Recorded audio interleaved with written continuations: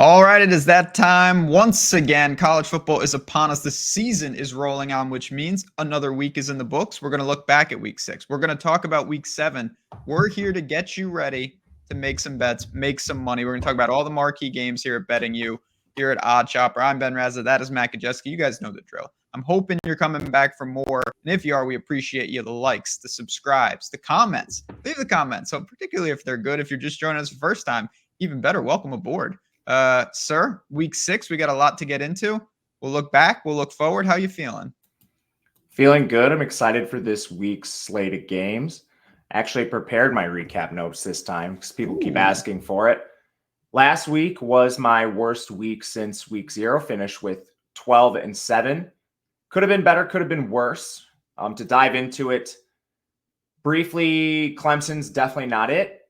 17-12 win over Wake Forest was really bad. I bet Notre Dame last week, despite my reservations heading into the week. And now they're fully banished, so won't be betting Notre Dame anymore. Their coaching is really bad. Their play calling was suspect. They basically have advantages over Louisville everywhere, and they couldn't find success even running the ball. So they deserve to lose. I deserve to lose my bet for going against myself and betting Notre Dame again. So that was tough. UCLA, their defense is for real. Prior to Washington State, they had not played anybody. That was a big question for me and why I was willing to play Washington State as a dog. But they got their first real data point beating a good Washington State offense. Essapol, that offensive tackle for Washington State, allowed 10 pressures. They just had no answer for him. Refusing to put an extra guy. Washington State runs 4 wide every single play. So I understand not having tight ends on your roster. But you have to do something when literally one player is wrecking your whole game plan. So that's what UCLA did. Texas State was up by 9 points with 6 minutes left in the fourth quarter. And it's the usual Texas State. You said this last week, Ben. If fumbles didn't exist, Texas State would win the national championship. That's correct. But they do. And we lose bets with Texas State. Ole Miss, sleepy against Arkansas. We had the pick 6 with Missouri to cost the cover at the end of the LSU game. That doesn't really bother me. That happens just as much in my favor. They go against you too, so it is what it is. Miami, I mean, they were thin to do anything in the postseason. I like Miami as a team. Post-game win expectancy heavily favors them. They dominated yards per play, but now they're dead for anything postseason if they, in the outside chance they got there and ran the table in the ACC because of Cristobal not kneeling the ball. Otherwise, briefly, the greasy game, sometimes you get caught in the grease fire. USF got crushed by UAB. Dilfer's offense is pretty good. Got to adjust for that. Louisiana Monroe got killed. Arkansas State got killed. John Rice Plumlee got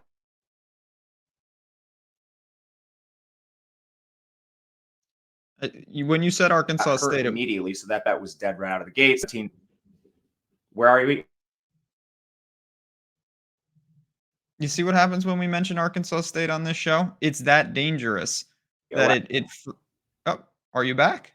I don't know. Where was I? You were talking about Arkansas State, and because of that, society deemed the internet unreliable because that's how bad that team was.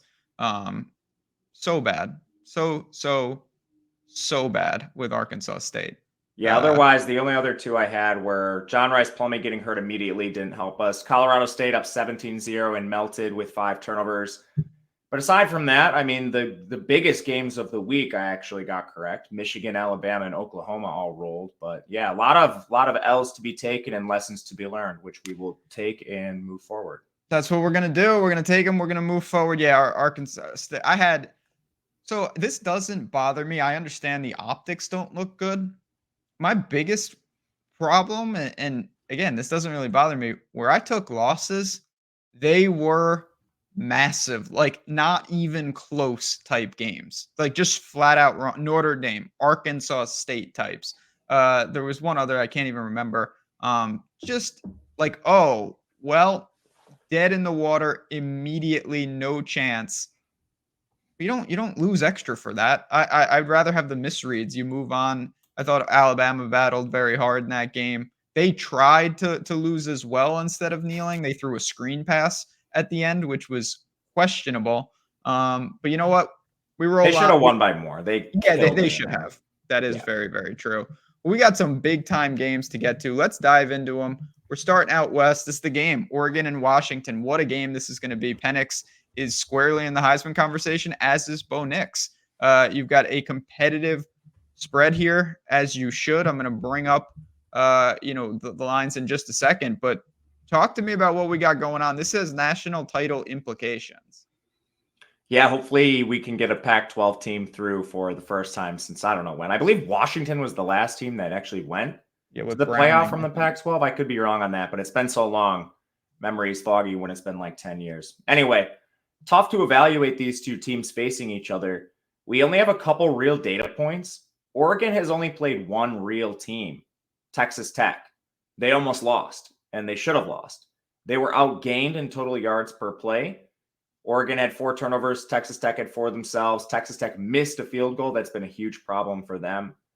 And Oregon had a turnover on downs to the Texas Tech 17. But that's a team which I think is pretty good, but definitely not in the same conversation national title-wise as like a Washington. So that's a tough data point.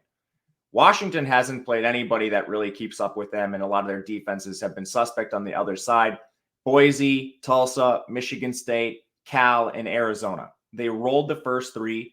Played Cal and Arizona somewhat close. Arizona was a single-digit game. I still have questions with their defense, a defense which gave up a ton of production last year and returned most of the same players. Now they just haven't faced anyone good yet, so it's difficult. We know what Washington is going to do.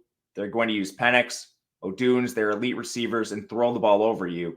That is a weakness for Oregon. They lost Christian Gonzalez and Bennett Williams this offseason. DJ Johnson's gone off the edge. Their entirely rebuilt secondary got tested against Texas Tech and hasn't faced anyone competent in the meantime. Oregon, on the other side, I do believe they're the better all-round team. With Bo Nix, their receivers are awesome too. Taz and Troy Franklin, plus you have the run game with Bucky Irving. Noah Whittington's out for the year, but Bucky Irving more than capable of handling a full workload. And then I know what they have on defense a little more than what I think Washington has shown. So getting 3 points, I think, is fine with Oregon. They're on the road. That's tricky, but they've had weeks to prepare for this. They haven't played a competent opponent since Texas Tech. I would take the points in the game. I think should probably be a pick 'em regardless. Fascinating game. There are a couple of threes out there. You can find that. They're going quickly. A lot of it's down to 2.5. Pretty simple question. Would you pass at 2.5, or are you still okay? Or would you look to money line? I would pass. Okay, fair enough. It's a great game. I don't think it's the best betting game out there, to be honest, but it's how we get things started. So you mentioned during your recap, Notre Dame is banished, and they should be. I'm banishing them myself. But do we banish them on both sides, or can we just not bet them again? Because they got USC in this spot. USC survived just a bananas game against Arizona last week. What are we doing here with this spread? Are you backing either of these teams? And please tell me it can't be Notre Dame, right? No, I bet USC at +3, not because I like them, just because this line is going to move. So anytime I can take closing line value, that's what I'm going to do to kind of spin this towards football takes. We've been talking at length about Notre Dame's coaching staff. I mean, it is what it is. Their coaching staff is going to cost them games. They did not have Thomas Harper last game, their best corner. He was out with a concussion. They didn't have one of their defensive tackles. A couple linemen got banged up in this game. So I'm not sure what we're going to get from the Notre Dame offensive line. I would guess they're all back, but they were shaking up that unit quite a bit in the game, so just watch. Rico Flores also got hurt in the game, one of their best receivers, if you want to call him that. I just don't know what Notre Dame's doing. They were playing a walk-on lacrosse player, Jordan Faison, at receiver. I mean, is he really better than your 4-star freshman? Like, explain this to me. Like, who is evaluating this talent in practice? He actually had a good play, but we're giving him 15 snaps. I'm just very confused what Notre Dame is trying to do. Their offensive line has not been great lately. Their pressure rate's all the way up north of 25%. These are supposed to be NFL tackles on the field, like Joe Alt. I don't know, but they've now been allowing a lot of pressure, and that's kind of coincided with some better opponents. Duke, Ohio State, Louisville, of course, last week. USC has tons of problems themselves. Their defense is atrocious. Awful. And They should have lost to Arizona. They gave up more yards per play to Arizona, and they've been gashed everywhere along the way. It's basically Caleb Williams is able to play them through shootouts. The offensive line has been decent for USC, 17% pressure rate. The problem is they haven't faced anybody in the top 80 other than San Jose State, so Notre Dame should be able to get some pressure there. Zachariah Branch, I think, will be back. You've got a lot of guys injured on this USC defense. Damani Jackson, a corner, missed their last game. Christian Roland Wallace got hurt in the first half. He's another corner. I don't know if Notre Dame's going to be able to exploit this either way, but they also have injuries on top of being bad. I wouldn't bet this game at anything under 3 points, and I would just take the points with the dog. But if this is 2.5, 2, not worth betting in my opinion. And if this comes back up to 3, if those injuries don't shake my way, I will buy out of USC. Yeah, it's a weird game. If I was going to bet it, I would just bet USC on the money line, take a little plus money. I think it's a complete toss-up type game. I can live with that. Again, you can shop that on Odd Shopper. I don't know. Maybe Louisville's a lot better than I thought. You mentioned the offensive line. Their inability to run a steam, it was so bad. Hartman did nothing. It was just bad. I don't know what they're doing. And you mentioned USC's defense. They've got issues. I do think they'll be ready and look better here, but these are two teams, although they're both good, they both have serious problems. Yeah, I want to ask you, this Notre Dame offensive line is basically the same as last year. They were top 5 offensive line in the country. They're still pretty good, but they're now allowing pressure at times. They struggle to run the ball against the Louisville defense. I don't really respect. I think they're fine, but they're not like the only thing that changed is Parker, their OC. Like, what is the coaching staff doing? I'm confused. It has to be scheme. Yeah, I have been. Again, I don't like Notre Dame in life. Not a fan, but I do like their coach. I was a fan of him, and I just what has happened? I know the Ohio State situation was bad, but I watched the game from start to finish. Head scratching decisions, and you mentioned it seems like what's there to say? It's a mess right now for Notre Dame. Yeah, I mean they had a positive postgame win expectancy against Ohio State. They were touchdown favorite over Louisville. This team could be 7-0 right now, but yeah, disgusting. Alas, they are not. But we're anyway, only 2 games in, and I'm already tilted, and now I'm gonna be. I didn't even bet the game, so I shouldn't even care. But it just brought up. I remember the Oregon-Stanford game where Cristobal did this the first time. It wasn't as egregious, but I remember that game distinctly when they had Justin Herbert and co. And now Miami legitimately just needed to kneel. They don't kneel. Like what was that? And now he's like, oh yeah, I should have done that. No breaking news here, but I just what a disgusting way to lose. They should have fired him. Yes, I'm saying they should have fired their coach after that. You can't have a coach who doesn't understand that you just kneel. Call timeout and kneel. Now they're 3.5-point underdogs to North Carolina. 57-point total. What do we do? Where is Miami mentally after that? It's very hard to know. I don't know. Everything was kind of in front of them. They were a team I wanted to buy, and I'm going to buy now because they had that ugly loss and people are buying North Carolina instead. North Carolina looked awesome against Syracuse. I mean, how much do we really take from that Syracuse win? We've been selling Syracuse immediately out of the gate in non-con with a ton of success here. I have Miami basically in every single efficiency metric ahead of North Carolina, except in the secondary. Total offense, and this is efficiency-wise, so it adjusts for opponent, game scripts, everything you can imagine is in here. Miami 3rd in total offense, North Carolina 35th. Offensive line, I think, is a drastic advantage Miami's direction. They're 8th in pass blocking, 14th in run blocking. North Carolina's 56th in pass blocking, 118th in run blocking. Total defense, Miami 15th, North Carolina 35th. Run defense, Miami 2nd, North Carolina 63rd. It's the coverage where Miami's a little weaker, and they're still 48th. North Carolina comes in 24th. So Miami, very, very talented team across the board. They did sustain a couple injuries that I have my eye on. Mark Fletcher was in a boot. Colby Young got injured near the end of the game. He's one of their receivers. Jacoby George also went to the locker room, but he returned to the game. Just watch him. He's another receiver. Same thing with Francis Maugo on the offensive line, but he returned as well. just make sure those guys are practicing during the week. I think they will, which is why I played Miami +4. So many advantages over this North Carolina team just across the board. And you can look at the Georgia Tech game, aside from the fumble at the end of the game, there's a ton of atrocious things that happened during. Miami, 5.5 yards per play, Georgia Tech, 4.7. Miami had a turnover on downs at the Georgia Tech 43, interception at the Georgia Tech 21. One of the touchdowns they literally gave to Georgia Tech, they had an interception at their own 25. Then they threw another pick at the Georgia Tech 25. That's 3 red zone trips that ended up in turnovers, whether they were on down or interceptions. That game could have been like 40-7 if Miami took care of the ball in the red zone. And I'll fall back on Van Dyke. He's been awesome at taking care of the ball. Occasionally, these guys have bad games. But I mean, even the underlying metrics for Van Dyke are excellent. 72.5% completion, 9.8 yards per attempt. He has an awesome touchdown to interception ratio. And then if you look on the back end, 15 big-time throws, 6 turnover-worthy plays. He's taking care of the ball for the most part. So I'll back Van Dyke again. This is no slight to Drake May. I think they will score just fine. But I also think this defense is a lot worse than what Miami has. I mean, they allowed 353 yards to Rattler. The App State Joey Aguilar, backup quarterback, 275 yards in his first start. Nate Noel ran for 127 in that game. That's a Sun Belt team.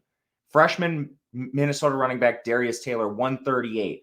And that's with Ethan Kaliak-Manis unable to throw. They allowed Rodney Hammond for Pitt to rush for 6 yards a carry. And then they just played Syracuse, who got absolutely demolished. So that's positive. But anyway, suspect UNC defense. I'll take the more complete team getting the points in Miami. Miami wins the game. I would hope that they will kneel at the end. That would be a bold, a nice redemption story. But yeah, you can find 1-4 out there. There's some 3.5. So there's a -105 as well. This is a good game. No doubt about it. Okay. We got plenty to go. It's a long show. We've got the timestamps in the bottom. I'll say this. I'm going to list 6 states. If I don't list your state, feel free. Get some water, look outside, fast forward. That's fine. But if I list one of your 6 states, then you double listen. 6 states: New Jersey, Ohio, Virginia, Iowa, Colorado, and now welcome to the club, Kentucky. That means if I just listed your state, there is money coming to you courtesy of Bet365. All you have to do, the link is below. They're operating in your state.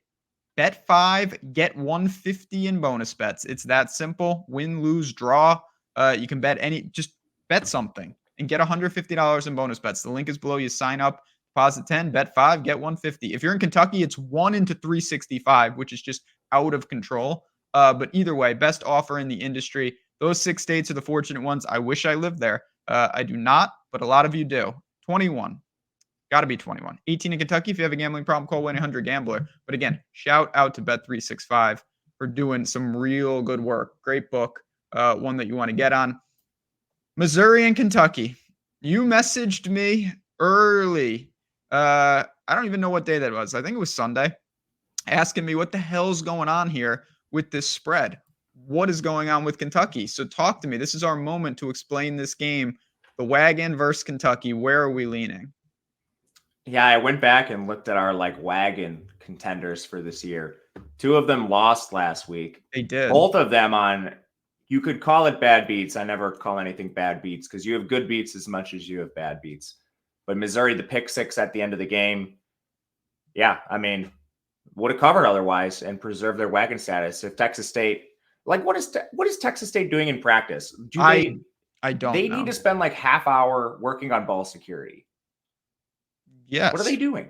Not that, let me tell you, because they're in the Akron level of giving games away. They just give them away. Take the game. Take it. Go ahead. It's insane.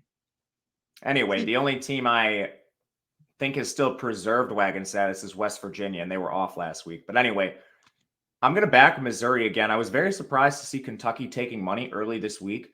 They have a million injuries. Kenneth Horsey, their guard, hasn't played recently. Berrien Brown only made it through 17 snaps before he had to exit last week with an aggravation to his previous injury. They had 3 defensive starters get hurt in the game and not return. Jalen Geiger, a safety, Keyshawn Silver, defensive tackle, Trevin Wallace, linebacker. And all those were pretty like decent injuries, 2 shoulders and an elbow for these guys. I'm not sure they returned. They were all immediately ruled out of that game. Kentucky doesn't have the margin for error, losing 3 defensive starters, not having your best receiver and one of your best offensive linemen for a unit that's kind of been suspect at times this year. We know they lost to Georgia. I mean, that's going to happen. But what was really important to me is what happened with the player personnel in the game. Meanwhile, with Missouri, they had the close loss to LSU. I mean, it was a pure shootout. The only real injuries there, you've seen Johnny Walker, Niles Gaddy, and Darius Robinson all been banged up. I think some of them will play in this game. Those are 3 edge defenders. I know Brady Cook's been playing through a bit of an injury, same with Luther Burden, but they continually suit up and ball out, so I don't think that makes a huge difference. But Brady Cook's been awesome, and he can exploit a Kentucky defense, which is going to be down players. 73 or 72% completion, 10 yards per attempt, awesome mobility, good touchdown to interception ratios. Same thing with big time throws, turnover-worthy plays. Offensive line only allowing 14% pressure. That's awesome. Defense has been awesome too outside of Jaden Daniels. So, I mean, Jaden Daniels is going to carve up the best defenses in the country. He threw for 12 yards per attempt. He rushed for 9. He's done that against every team he's faced. I think you can still have a good defense and give up a ton of production to Jaden Daniels is the point here. And Kentucky's defense, 69th in total efficiency, 95th in run defense, 57th in coverage. You parallel that with Missouri, who's 54th in defense, 38th in run D, 77th in coverage. And then the Missouri offense, far better than Kentucky's. 6th overall, awesome offensive line. Kentucky's 41st. And I think a lot of that comes from the erratic play of Devin Leary. 54% completion for 7.5 yards per attempt. And yeah, they played Georgia, but they also played Vanderbilt, Akron, Eastern Kentucky, and Ball State. There's no excuse for his efficiency being this bad. And the offensive line's done pretty good. 18.5% pressure rate. Leary's flat out just missing throws. And now down Barry and Brown potentially. Tavian Robinson had an injury coming into last week. I'm not buying Kentucky. I haven't bet Missouri yet, and that's just because Kentucky's taking money. I'm going to wait and hopefully get a 3 here. Any interest on the money line? For sure, but I think it's going to get better if you wait. Okay. Yeah, and that's why we do this. Be patient. Again, you can always go to OddsShopper, monitor the spreads. 3 is so much more valuable. Like I assume for you, you're willing to roll the dice that it hits 3. If it goes to 2 or 1.5, what's really the difference? Not that big of a deal. Yeah, I'm seeing a lot of Kentucky 2.5, but minus 15 on the juice. Yep. So cross my fingers here. This has also gone against me at times. I've waited and then, like fallen asleep and then it goes the other way. Yeah, you got to stay vigilant out there. UCLA and Oregon State. This is one of my favorite games, not going to lie. We'll see where you're going here. Talk to me. UCLA is coming off a nice win, definitely, but now they got to hit the road, and you know how I feel about Corvallis. So what do you think? Another Pac-12 big-time matchup. Yeah, I want to hear what you think about this. You've been the Oregon State whisperer this year. So I think, first of all, I think that Oregon State is going to make them play at their tempo, which is slow, methodical. I think they're going to grind them up.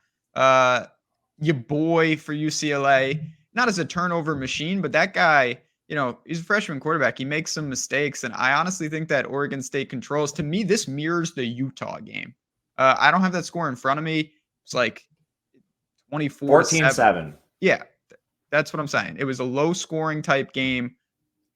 I see that type of game here. I think UCLA's defense will stand up fine. I like Oregon State. I would lay the points here. I think it'll be played at a pretty sluggish pace, and that's a good thing.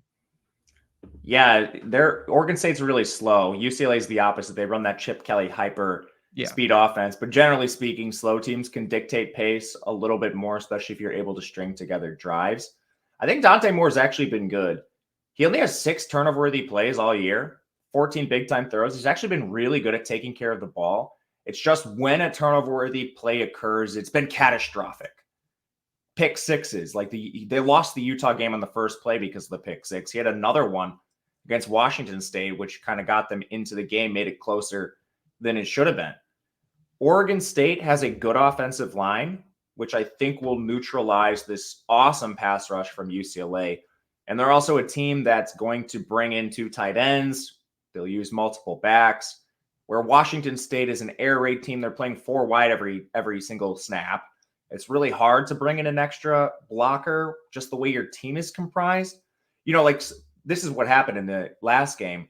UCLA has like one edge completely dominating as a whole. Well, Oregon bring in a tight end and put someone over the top of that guy and try to help with the potential mismatch here. So I actually like the way Oregon State's comprised just from a team perspective facing UCLA. I think it's better than what Washington State had, and that was an oversight by me last week. Then from there, Oregon State's really good in coverage, 29th. Pretty good in run defense, 39th. Not that UCLA has been super efficient on the ground. They're just kind of a fancy team like Army where they grind you out with 1 million carries a game. Carson Steele had over 100 yards last week, but it wasn't efficient. Then on offense for Oregon State, this is exactly how I would like a team like this to play. Like DJ Uiagalelei is not being asked to do anything. He's been very efficient with the ball. He actually has more interceptions than turnover-worthy plays, which speaks to, like sometimes your receivers just volleyball set interceptions to the opposing team, which has happened to Uiagalelei. He's actually been unfortunate, and he only has 4 interceptions anyway. Good yards per attempt, good completion percentage. Offensive lines blocked for him very well. We know what they can do on the ground. Oregon State's at home. You've always harped on this, one of the best home field advantages in the country. I haven't bet this yet just because I wanted to see where the line was going to move during the week. But I'm with you on the Oregon State side. Honestly, at this point, I think it's probably more likely to go to 4 than 3 itself. But that's what I was waiting for. That's what I was hoping for. Another thing, what do you think about the under, Ben? I was looking at this because I had the same thought as you on pacing. Yeah, I'm fine with that. It wasn't my primary read for the game, but I'm a firm believer. You already mentioned this. If you have 2 super contrasting styles like this, one, I think generally the home team gets a slight advantage for who controls tempo, and 2, I think the favorite generally gets a slight advantage of who controls the tempo. Oregon State has both of those. If they start to smother them with these long methodical drives, I think that will really disrupt UCLA's tempo. I don't think they'll be able to get it going. 54.5. Again, I think there's chances that UCLA only puts up like 13 in this game. I see this, 24-13, 27-10 type games. So I'm with you. Yeah, I'm going to take the under. That's my favorite play. Yeah, I am looking to lock some of this in, right? Yeah, this is going on the board. All right, here we go. We're making some bets on the show. It's frowned upon, but sometimes it's already come down. I had this on my notes at 55.5 yesterday. Didn't take it. Now it's down to 55. Key number 55. It's maybe the most important number in totals. See? Yeah, 31-24. A lot of numbers can land there. This is a good game, though. That's, like I said, one of my favorites. All right. Texas A&M battled. They battled hard. Didn't get it done against Alabama, and you get no reprieve in the SEC. They got a twist game. They got to go to the other side now and take on Tennessee from the East. They're going into Knoxville, 3.5-point spread. Competitive game. Where are you leaning in this one? Really tricky game. I think some of these games are very close to efficient, but if you can get the hooks on them, that's where I'm really interested, which is the case with A&M. You can find it 3.5. Tennessee's in a weird spot. They're coming off the bye.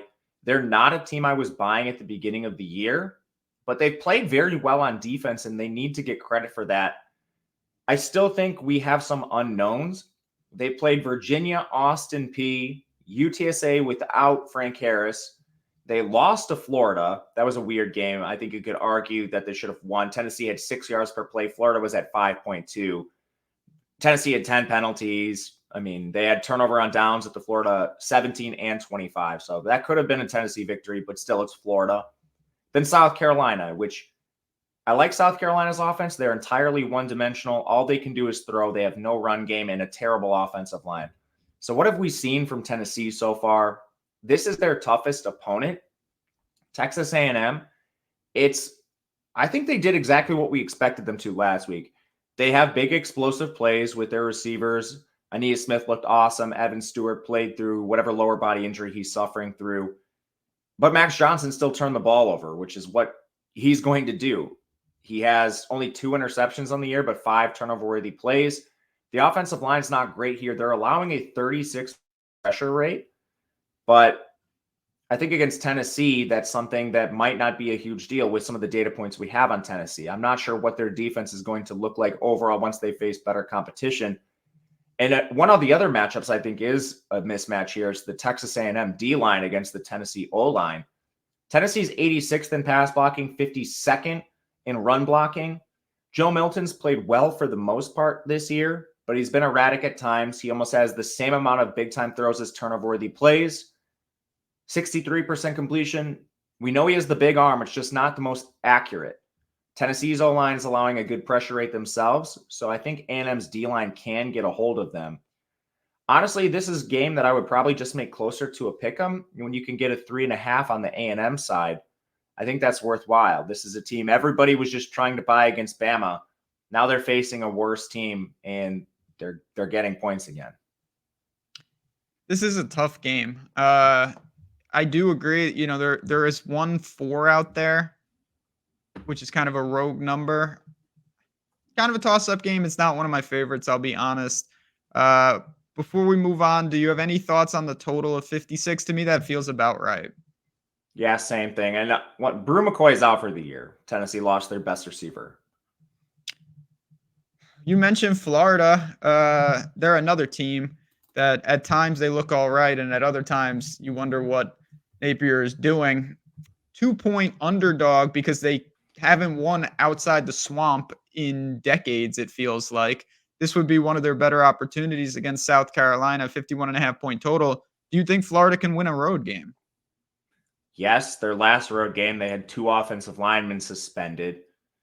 And this is the first time they'll have their full projected offensive line from the start of the year, either healthy or presumably not suspended. I don't know what these guys are getting suspended for.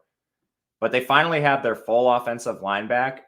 One of the biggest things with Florida State is Florida is their return to health. And some of the games they've played where they've been close or lost, like Kentucky, they haven't had their full allotment of players.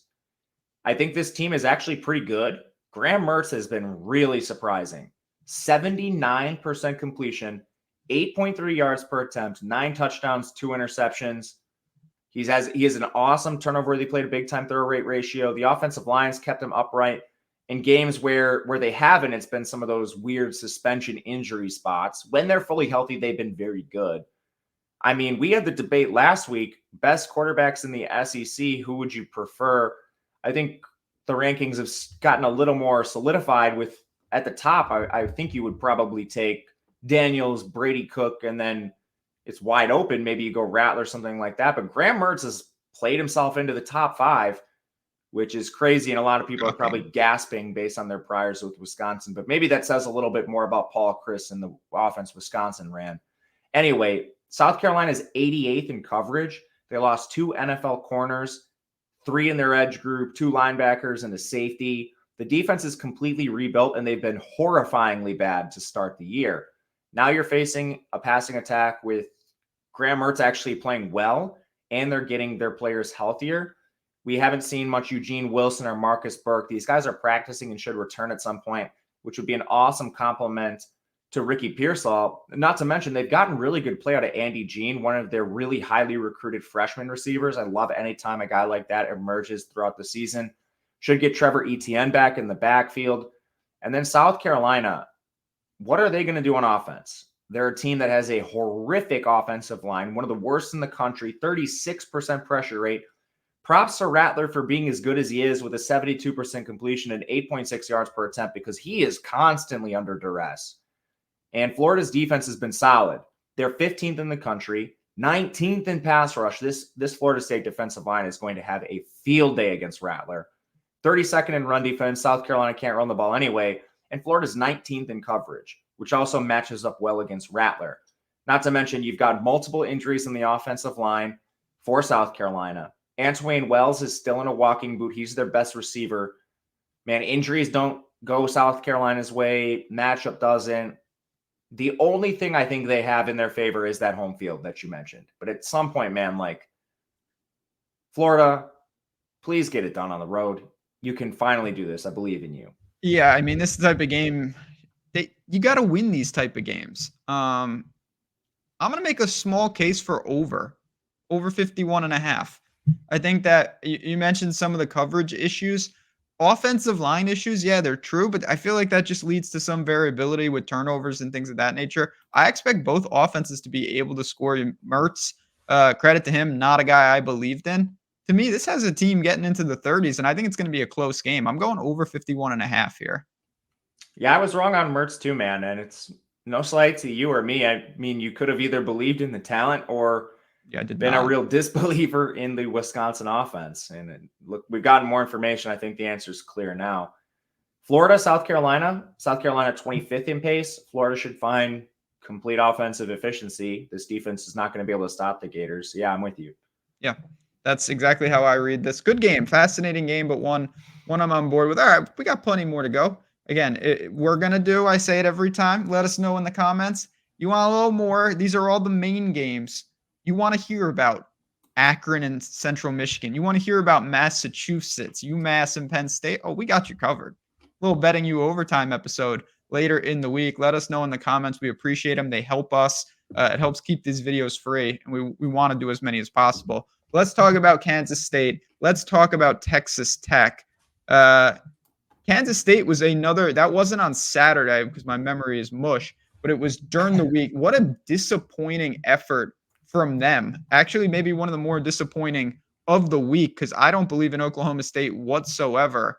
Now they have to stick on the road and go down to Lubbock. 1 point spread, 56.5 point total. Who wins this game?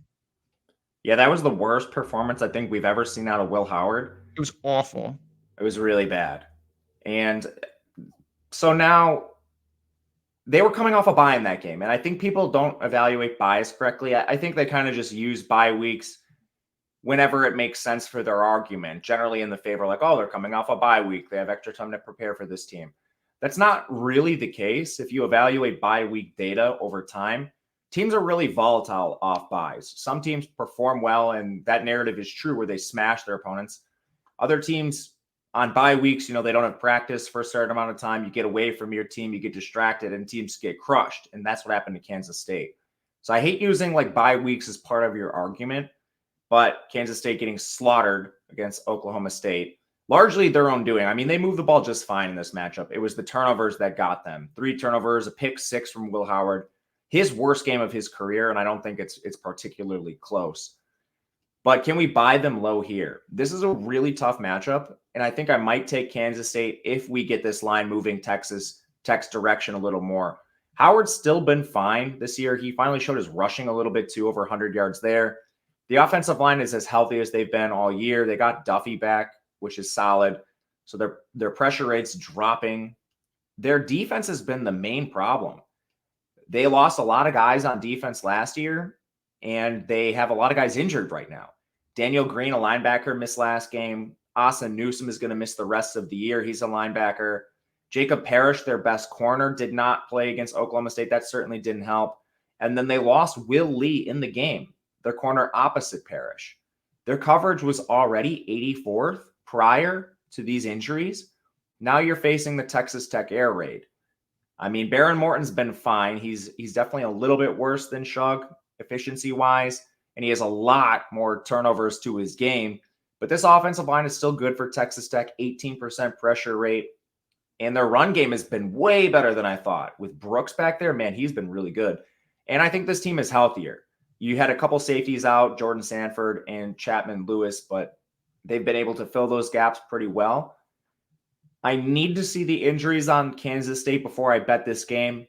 But honestly, that's probably going to decide which way I take this. I wanted to play Kansas State as the dog, but they cannot be down 2 corners in this spot against Kitley and Baron Morton and these receivers that have played really well and gotten healthier. What do you think about this game? Oh, man. I worry a little bit about Kansas State. You mentioned these injuries, crucial positions, and now I think stylistically, I don't think this is even a remote hot take. Texas Tech is more prone to exploit that than Oklahoma State ever was.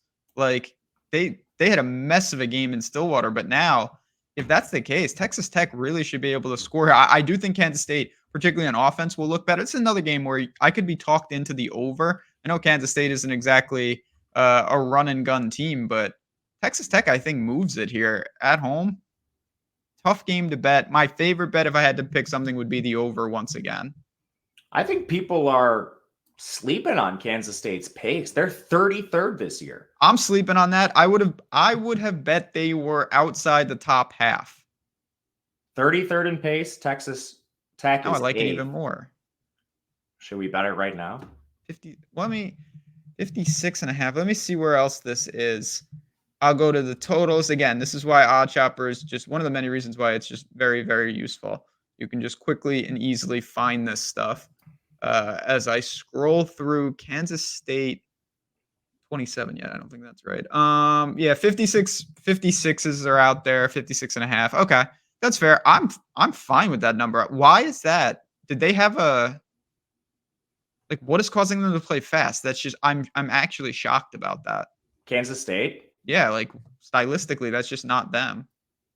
It hasn't been. I don't know. They're running 76 plays per game, 33rd in seconds per play. Texas Tech is 8th in seconds per play. I think some of it is their dance partners. I mean, you got a game against UCF. Missouri plays pretty fast. Oklahoma State definitely plays fast, even though that was an L. You had to play fast because you're playing from behind against Oklahoma State. But I don't know. They've been slightly ticking up year over year, and this year it's been way higher than I thought it'd be. With the current coaching staff, maybe a slight uptick to the round league average. But yeah, they've been really fast. 56.5. Yeah, I'm putting that on the board. That's an official play for me. All right. Let's go to this was another. I mean, Plumlee got hurt, so I don't know what would have happened. Kansas is just a team I can't get right. So far, they're costing me money when I bet them. They're costing me money when I short them. I never get Oklahoma State right. So this is a perfect recipe for both these donkey schools. Kansas is a road favorite. Love that coaching staff. Fan of the team, but I don't know what to do here. Oklahoma State showed some fight. I give them credit. That's what I wanted to ask you about. How much of that win do you think was Oklahoma State versus Will Howard giving up pick sixes and making bad decisions that he doesn't typically make? Having watched the game, I would have to say it was more user error on Kansas State's side, to be honest.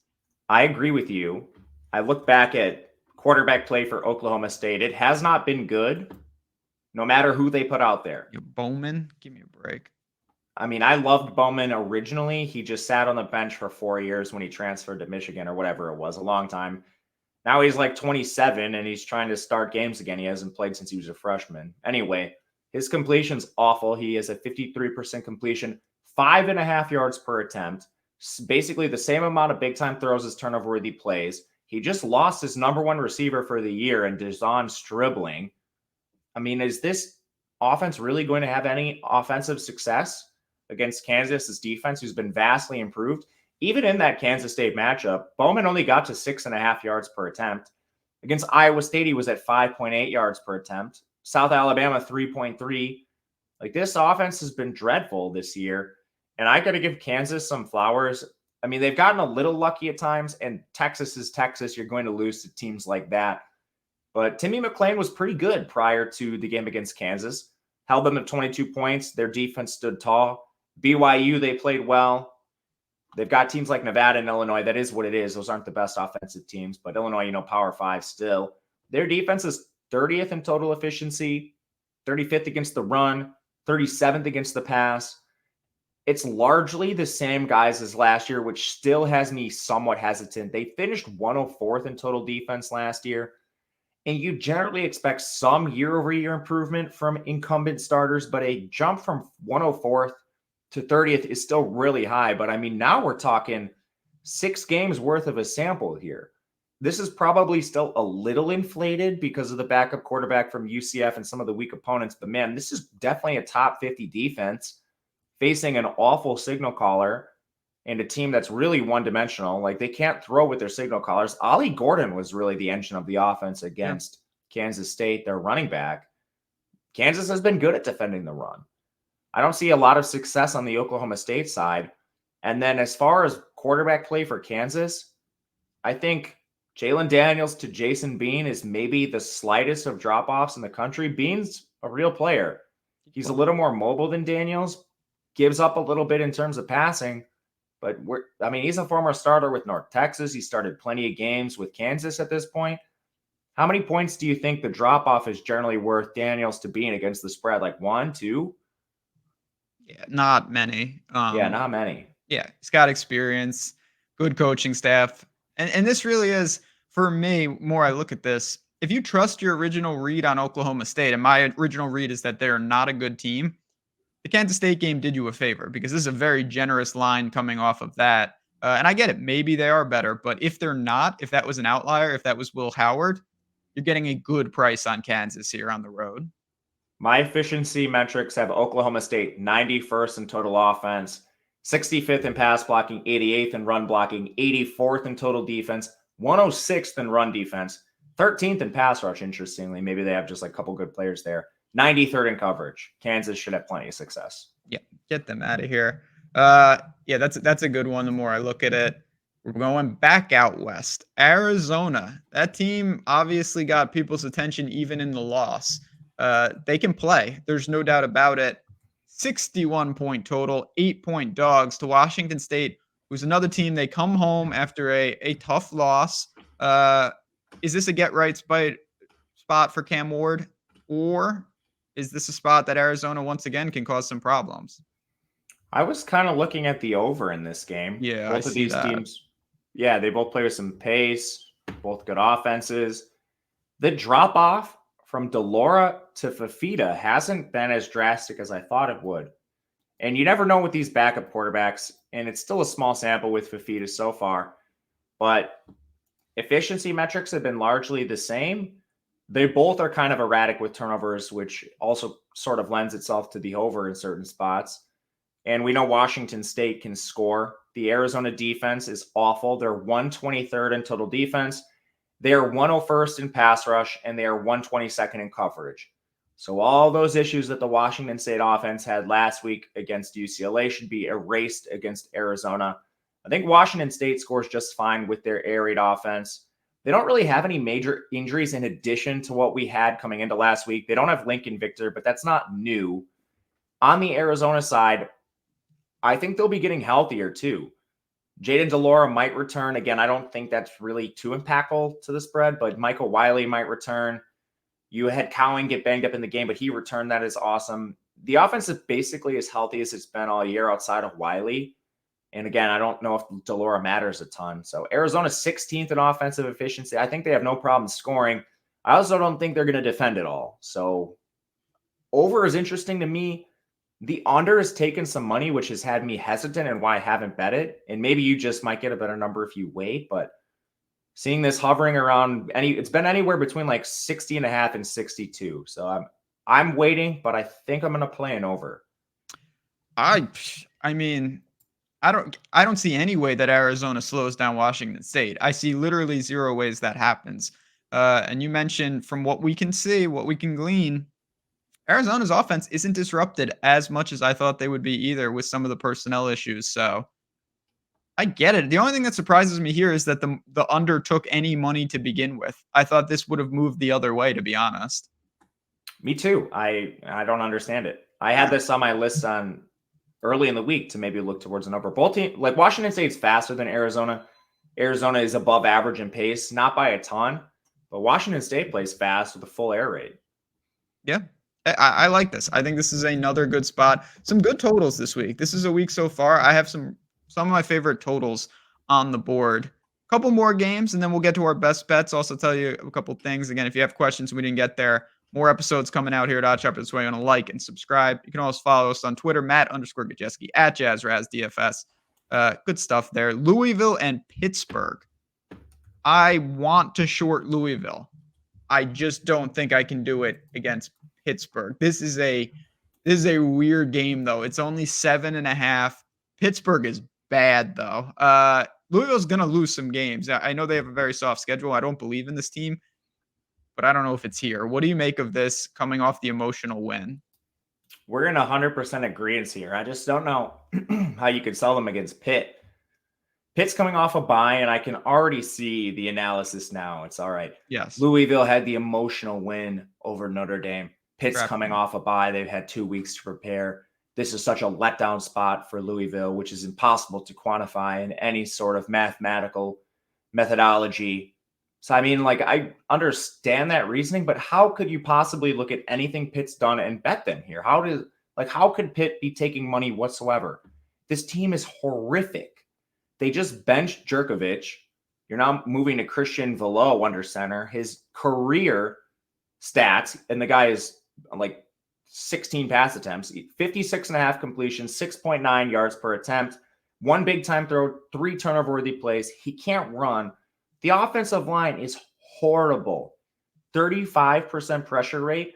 They already lost their best offensive lineman, Matt Gajewski, for the year. They didn't have their center, Jake Cradle, last game. I don't know if he plays here. The coaching staff was non-committal on him heading into this game. They're already moving receivers around. Like, Reynolds was listed as a co-starter this week.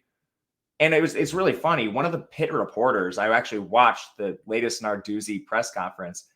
He asked them something along the lines of, what is your confidence level and your staff's ability to evaluate the talent on this team?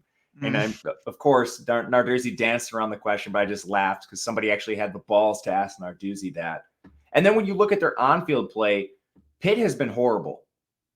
Their defense is also awful. Like, sometimes this is something that Pitt falls back on, just good defensive play. They're 73rd in total defense, and they're 91st in coverage. Well, you've got Jeff Brom, Plummer, Thrash on the other side. That's going to be a problem. And we kind of thought this coming into the year. They lost a ton on defense last year. Their top 4 edges, their best 2 safeties. They lost a corner, a linebacker, and Savache Dennis. The defense essentially lost 7 starters. Again, I'm not buying Louisville long-term, but like Thrash and Plummer and Jawar Jordan, they should be able to take advantage of this. And then they're 10th in pass rush.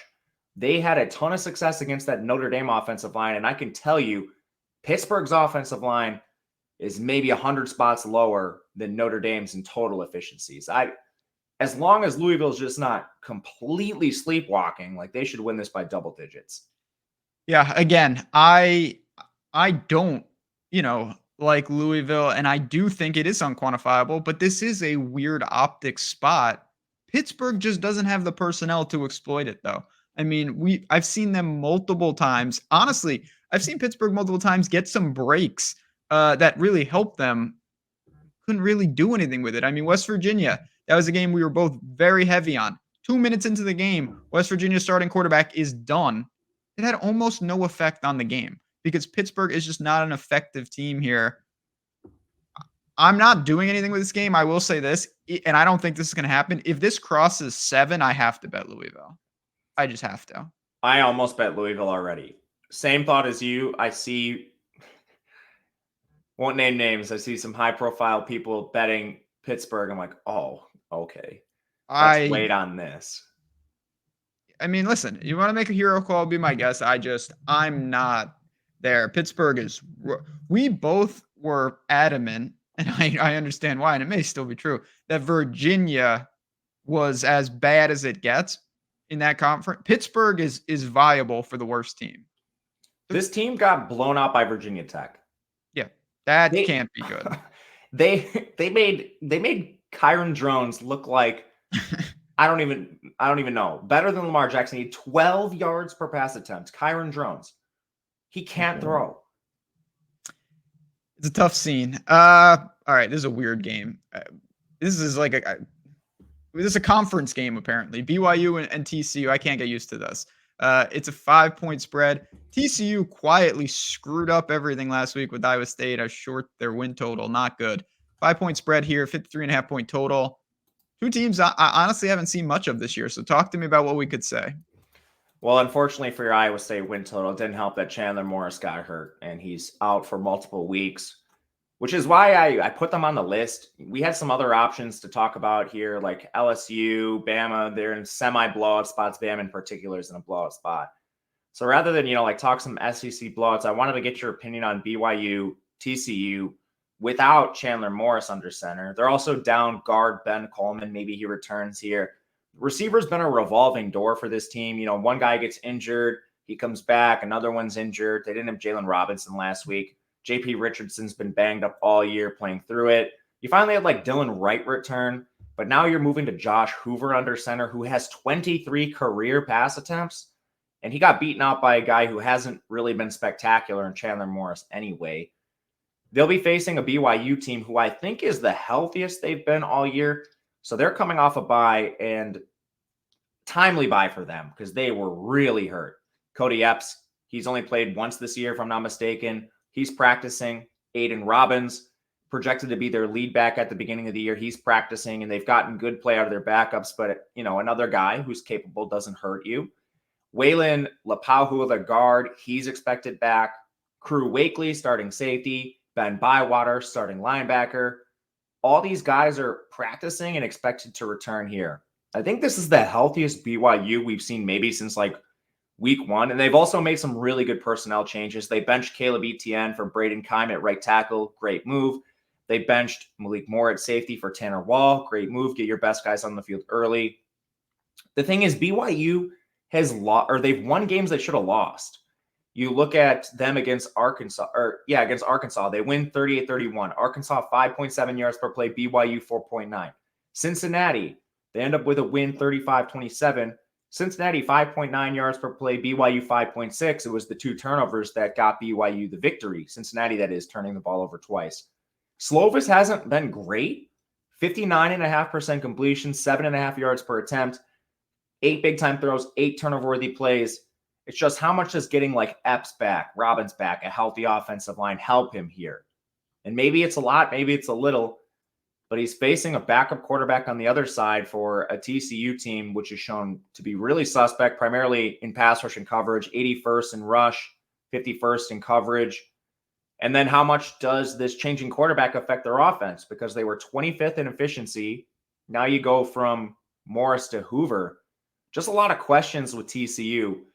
I'm considering betting BYU coming off the bye as healthy as they've ever been, but ultimately I haven't, and I've been waiting to see where this line goes. What's your read on this? Yeah, you mentioned it. A lot of moving parts here. When there's that much variance in a game, I tend to say take the points. You can find 5. 5 is out there at -110. It is bouncing around. There's 4.5s out there. I think there's even a rogue 5.5.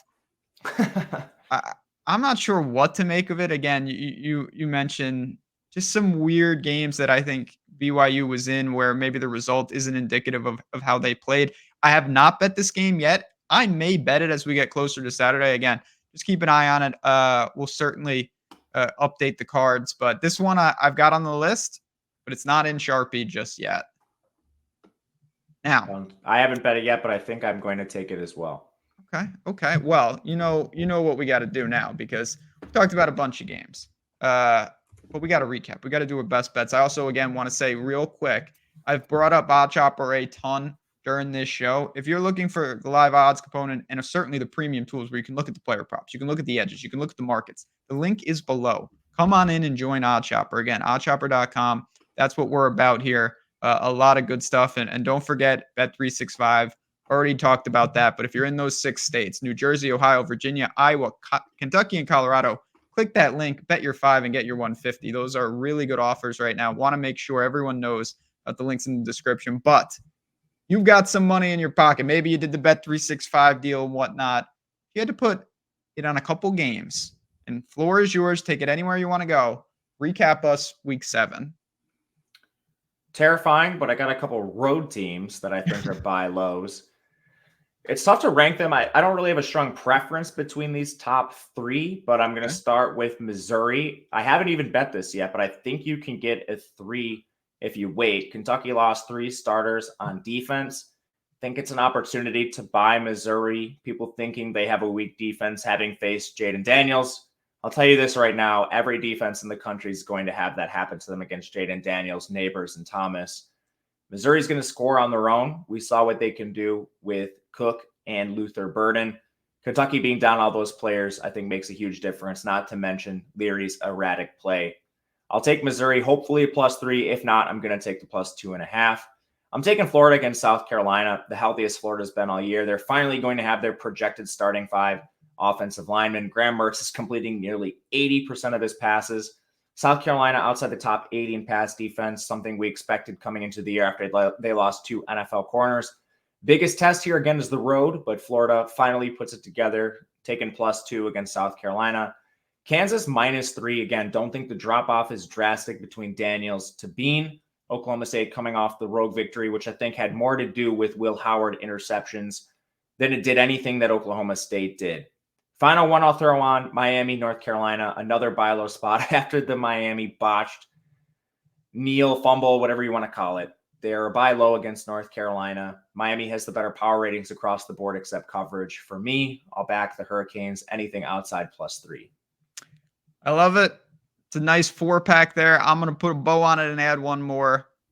I like Oregon State, and I like the under in that very game. I think that both of those are very playable. I think Oregon State is going to control tempo and control that game. I would lay the points, and I don't like UCLA to put up a lot in that spot. So we've got a lot of bets on the card. As we do, we will review, hopefully celebrate next week, but win, lose, and draw, we'll be back, and we'll be back for more betting you later in this week. Again, we appreciate all the support, whether you're listening on podcast. This is available on any podcast. Rate and review, by the way, if you can. Really does help us out. Or you're watching on YouTube. Hit the like button and subscribe to the channel. We just appreciate you guys. We love talking college football, college basketball soon enough. Get ready. We got some fun things there. But in the meantime, let's put these bets on the board. Stay tuned for even more betting you here at Odd Chopper. For me, for Matt, and for all of you guys, just have a great day. Enjoy the week. And of course, we will talk to you soon.